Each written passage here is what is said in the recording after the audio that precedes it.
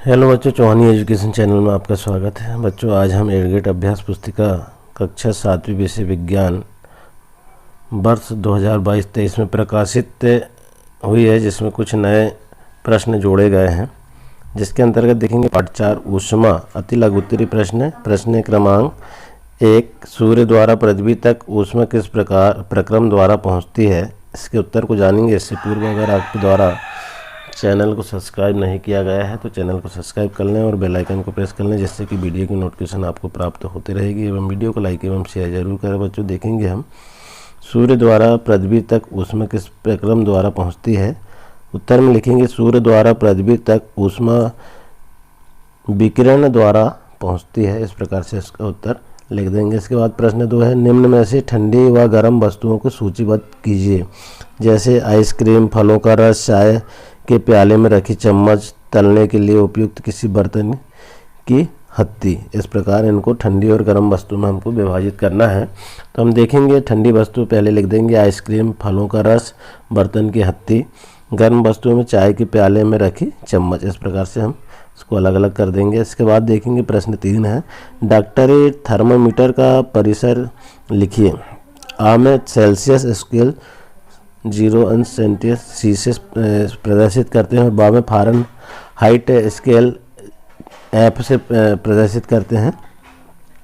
उत्तर देखेंगे डॉक्टरी थर्मामीटर का परिसर 35 अंश सेंटीग्रेड से 42 अंश सेंटीग्रेड फ़ारेनहाइट ऊष्मा के ताप मापने की इकाई है। परिसर फ़ारेनहाइट 94 अंश F से 108 अंश फ़ारेनहाइट तक इसको मापने की स्थिति है। इसके बाद प्रश्न 4 देखेंगे, किन्हीं 2 ऊष्मा चालक व ऊष्मा रोधी पदार्थों के नाम लिखिए। उत्तर लिखेंगे ऊष्मा चालक तांबा, एल्युमिनियम, ऊष्मा रोधी लकड़ी, प्लास्टिक, हवा। इस प्रकार से हम इसके उत्तर को लिख देंगे। इसके बाद देखेंगे लघुत्तरी प्रश्न है। प्रश्न 5, गर्मियों में सफ़ेद रंग या हल्के रंग के व सर्दियों में गहरे रंग के वस्त्र पहनना हमें सुखद क्यों लगता है। उत्तर लिख देंगे क्योंकि हल्के रंग के कपड़े अपने ऊपर पड़ने वाले ऊष्मीय विकिरणों के अधिकांश भाग को परिवर्तित कर देते हैं, इसलिए गर्मियों में हल्के रंग के वस्त्रों को पहनना आरामदायक लगता है, जबकि सर्दियों में रंगों के कपड़े अपेक्षाकृत अधिक ऊष्मा अवशोषित करते हैं, इसलिए सर्दियों में गहरे रंग के कपड़े पहनना सुखद लगता है। इसके बाद देखेंगे प्रश्न 6वां है, प्रयोगशाला तापमापी व डॉक्टरी थर्मामीटर के बीच समानताएं व अंतर लिखिए। उत्तर समानताएं में देखेंगे हम नंबर 1, दोनों का कार्य सिद्धांत एक समान है। नंबर 2, दोनों का तापमान एक समान होता है। नंबर 3, दोनों में कांच की ट्यूब एवं पारा उपयोग किया जाता है। दोनों में फ़ारेनहाइट और सेल्सियस में अंकन होता है। असमानताएं देखेंगे। असमानताएं में तो प्रयोगशाला तापमापी थर्मामीटर को प्रयोग के लिए सीधा रखा जाता है, जबकि डॉक्टर तापमापी को झुकाया जाता है। डॉक्टर तापमापी से मनुष्य का तापमान मापा जाता है। इस प्रकार से हम इसके उत्तर के आंसर को लिख देंगे। प्रश्न 7 है, इसमें ऊष्मा चालन व ऊष्मा संवहन प्रक्रम को उदाहरण सहित स्पष्ट करें। उत्तर देखेंगे ऊष्मा चालन यह केवल सुचालक ठोसों में होता है। यह अणुओं के कंपन के कारण होता है। इससे ऊष्मा का संचरण सबसे धीमी गति से होता है। इस प्रकार से हम लिख देंगे। इसके बाद प्रश्न 2 है, इसी में ऊष्मा चालन पूछा गया, जिसके विषय में हमने अभी देखा। ऊष्मा संवहन देखेंगे तो यह केवल द्रव एवं ठोस में होता है। यह अणुओं की गति के कारण होता है।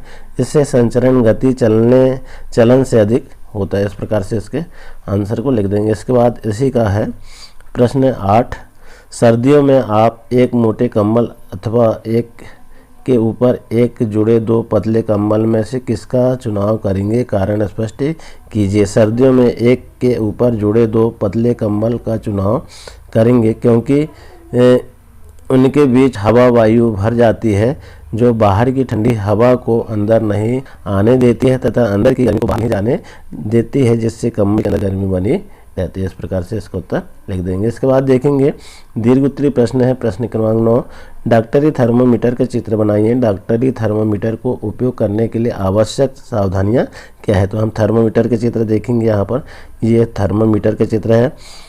यहाँ पर कैसन नीलिकेचा ये जो है यहाँ पर होता है, अंकुरित भाग है इसका, और ये वाला भाग जो है पारा भार तेला फुग्गा है जिसको यहाँ पर लगा होता है, जिसमें फिर यहाँ पर ये जो लगा है अरुंद नली है ये, और यहाँ जो है शरीराचे सर्वधारण तापमान जो है यहाँ पर है, बैरिल बर्रिवक नली यहाँ पर है। इस प्रकार से हम इस चित्र को बना लेंगे थर्मोमापी से।